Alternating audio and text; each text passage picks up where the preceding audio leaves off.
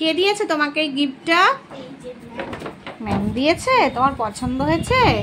বাবা কত বড় একটা গিফট, কি সুন্দর। কি করবে এটা নিয়ে? খেলবে? তাহলে এরকম প্রতি বছর ভালো রেজাল্ট করবে, ম্যামকে কথা দাও। উঠে আসো, বলো আমি প্রতি বছর ভালো রেজাল্ট করব। নাহলে এই পুতুলটাকে ফেরত দিয়ে দেবো কিন্তু ম্যামকে। বলো ম্যামকে প্রমিস করো যে আমি তোমার কথা শুনবো আর প্রত্যেক বছর এরকম ভালো। ওই দেখো আরেকটা গিফট এনেছে ম্যাম। কি এনেছে দেখাও। বাবা আবার আমার মাও আমাকে এত গিফট করেনি। মা কালকে একটা 20 টাকার আইসক্রিম খাইয়েছে শুধু। বলছে আমাকে রেস্টুরেন্টে নিয়ে গিয়ে মা আমাকে বলেছিলেন না স্টার মলে নিয়ে গিয়ে খাওয়াবে।